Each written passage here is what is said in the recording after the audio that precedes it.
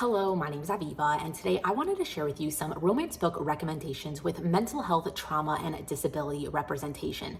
I have made this video once before in the past, so if you missed it and you want to check it out, I will make sure to have it linked down in the description below for you. But either way, today I have a completely new stack of books to share with you that all have a character that is dealing with something along these lines. I personally love these type of books because I feel like you always end up connecting to the characters on such a different level. Even if you can't personally relate to what they're dealing with, I feel like you get to just see so much about them and what's going on in their head and how they deal with life and how they're trying to make themselves better in one way or another to make this relationship that they're trying to build work. And just everything about it, I feel like the book always ends up hitting a little bit harder. And because of that, I'm a really big fan of seeing these type of things in my books. And if you're a fan too, then today I have definitely got you covered with a ton of books to choose from. But before I do get into the recommendations, I did want to quickly say a few words about the sponsor of today's video, which is BetterHelp. So if you are feeling stressed, depressed, anxious, or you just feel like you need to talk to someone, then BetterHelp is here for you. They have over 20,000 licensed therapists who are trained to listen and help you.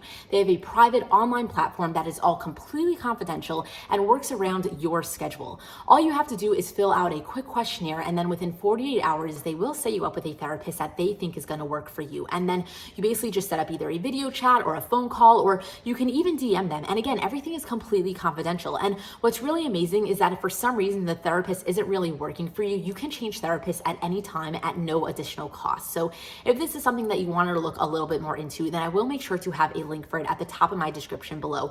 But either way, thank you again so much to BetterHelp for sponsoring today's video. And with that said, let's get into the recommendations. So first up, I do have Baking Me Crazy by Carl Sorensen. So this is a friends lover story about this girl who is in a wheelchair, and 5 years ago, this guy asked her out and she ends up friend zoning him because she wasn't really ready to go out with anybody because she's only been in a wheelchair for 2 years at that time. So for the past 5 years, they end up just becoming best friends, but he has secretly been pining after her this entire time, just waiting for her to finally be ready to go out with him. And basically one day she wakes up and she's basically like, look, I'm ready to go out with somebody, except she's not talking about going out with him. So he basically realizes that he has to make sure that she realizes that he has been in front of her this entire time, that he's been in love with her this entire time, and that they would be perfect together. So that is kind of the gist of the story, and it is a really, really adorable romance. But what's really amazing about this book is the representation that it has, because you're following this girl and you really get to see the ins and outs of what she's dealing with on an everyday basis. You get to see how people react to her, how she reacts to different situations, and just all around the board, I really do think that the disability rep was done really well in this book. So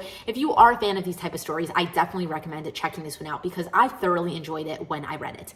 But either way, after this book, I did want to share with you one more book that has a disability representation in it, and that is A Photo Finish by Elsie Silver. So the thing is that I don't want to give away any spoilers for this book because the disability rep is something that you do find out slowly throughout the story. So just know that it is definitely in here and it definitely plays a really big role in the story overall. But either way, with that said, this book is about this guy who was in the army a couple of years ago. I don't know if he was in like the Marines or something else. I kind of forgot the details, but basically he is dealing with a lot of PTSD and other struggles because of his time there. And one day he basically meets this girl on an online platform and they end up becoming like friends, but anonymous friends. Like they don't really know who each other are, but they kind of talk to each other online every single day for either a year or a little bit longer. And basically one day something happens between the two of them. They kind of stop talking, and then a little bit later they end up bumping into each other in real life and they realize who each other are, and then that is when their romance is going to go there. So they kind of really don't like each other because of the things that had happened way back when that made them stop to talk, but they're kind of forced into a situation where they're going to have to be living in the same house together because happens to be his family owns a horse ranch and she is one of the jockeys that works on this ranch. So they're going to end up being stuck in the same house together for a little bit, and basically it's a forced proximity situation with a little bit of a resentment slash enemies. I don't really know how to categorize it, but basically they don't like each other. They're forced to be next to each other for a long time. They have a bit of history, and then his disability rep is going to play a really big role in this story overall. So I totally explained that really, really horribly, but this was an amazing, amazing story. Pretty sure I gave it 5 stars at the time that I read it. So I definitely do recommend checking it out, even though I did not explain it very well. But either way, after this book, I also wanted to share with you this story that is called Don't Kiss the Bride by Carrie Ann Cole. So you definitely have to look up a little bit of trigger warnings for this book because there are stuff like eating disorders and things along those lines. This girl is basically, I think she's like a senior in high school, and she has a very bad home life situation, and she ends up befriending this guy that is much older than her. So it is definitely an age gap romance,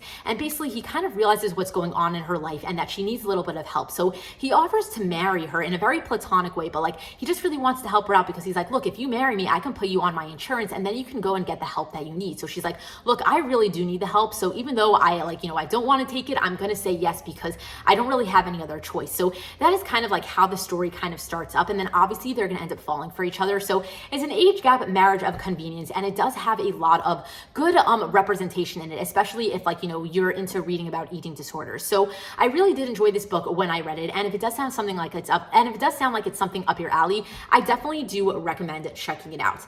But either way, after this, I also wanted to share with you this book called A Kiss Quotient by Helen Hong. So in this story, you're following this girl who has Asperger's, and she does very well for herself. She's some sort of mathematician. She came up with this really amazing algorithm, and basically she has everything going for her life, except she's never really been in a relationship because she's not very comfortable with sexual things. So she basically decides to hire an escort to teach her everything that she needs to know, and it's going to end up being their romance. So I did read this book maybe a year or two ago, and I really did enjoy it when I read it. And I know that it is a very popular story, but if for some reason you have not read it yet, I definitely recommend checking out because it really does have amazing representation in this book for Asperger's, and it is a really cute romance. So The Kiss Quotient by Helen Hong. But either way, after this, I also wanted to share with you this book called Sweet Dandelion by Mikhail Schmelzer. So this is a very heavy book, and it is definitely not for everybody, but you definitely have to look up some trigger warnings for it. But if you are cool with everything that it's about, then I definitely recommend checking it out because it was a great story. You're basically following this girl who was in a school shooting, and basically she's going to end up getting transferred to a new school, and she's going to end up having an age gap romance with her guidance counselor who the school is making her see every single day just to make sure that she is okay. So definitely dealing with a lot of stuff in this book, a lot of trauma from the situation that she was in. She lost her mother in the school shooting because her mother was working at the school. So she has a lot to deal with. And at the same time, she ends up getting very close to this guidance counselor who is supposed to help her, and it's going to be their romance. So there is a lot of stuff going on in this book. It is a very thick story, and it is a very intense story, but basically it is a very good story as well. So if you are cool with all of that sort of topics, then I definitely do recommend looking into this book a little bit more and maybe giving it a shot.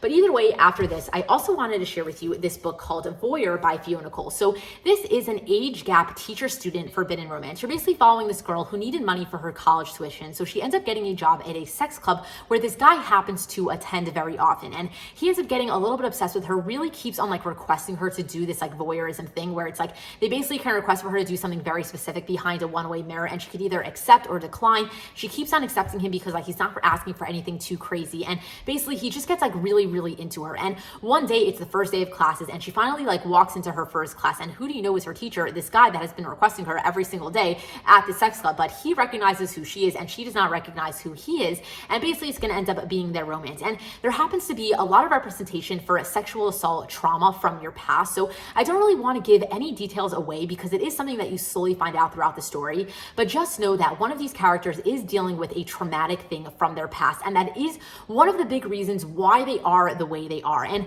I don't really want to give away anything more than that, and I know that was a little bit vague, but basically there is really good trauma representation in this book, and I definitely recommend looking a little bit more into this book and maybe giving it a shot if you really are into forbidden age gap steamy romances. So Voyeur by Fiona Cole. But either way, after this, I also wanted to share with you this book called How to Fail at Flirting by Denise Willems. So I have not talked about this book maybe ever on my channel. I read this a very long time ago, and it was actually one of the first books that I ever read that had sexual assault representation in it. You're basically following this girl who was physically and mentally abused in a past relationship, and she's finally ready to put herself back out there. So she kind of makes a checklist of everything that she wants to do, and one of those things is going into a bar and picking up a one-night stand. So at the beginning of the book, she basically does this, and at the end of the night, this guy basically wants to go out with her again. He really enjoyed spending time with her. So that is kind of what the general storyline is. They're going to end up starting up a relationship, except she's still really dealing with all of the effects that her past relationship had on her. So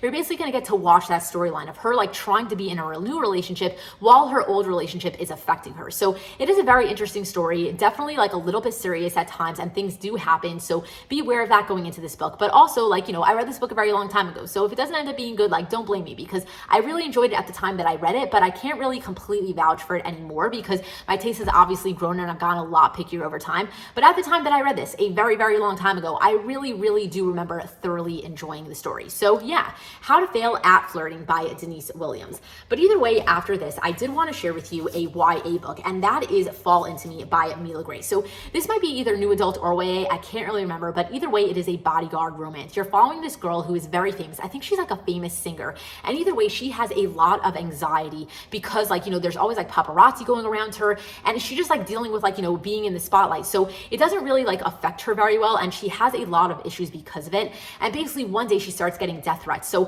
her family ends up hiring her a bodyguard, and it's going to end up being their romance. And what I really enjoyed about this book is the way that like, the anxiety played a role into this book, because you do see a lot of it. You do see her struggling a lot, and you see him trying to help her deal with it and everything like that. And I really did enjoy the way that it was represented in this book, especially because I have anxiety myself, and I really was able to connect with her on a different level because I was understanding what she was going through. Even though like I'm not a famous singer or anything like that, I still understood the anxiety aspect of this book. So I really did thoroughly enjoy this book. And if you are into new adult / YA bodyguard romances, then I definitely recommend checking this one out. But either way, after this, I also wanted to share with you this book called Binding 13 by Chloe Walsh. So in this book, you are following a bunch of high schoolers, but I don't think it would necessarily be like YA because it is a very serious book. So I feel like it's probably like new adult or so, but don't take my word for that. Either way, this book, you are following this girl who has been bullied for her entire life. And one day it got so bad to the point where her parents basically pulled her out of her school and put her in a private school. And when she's there, she's going to end up meeting the popular boy in school who also happens to be a rugby prodigy, and it's going to end up being their romance. And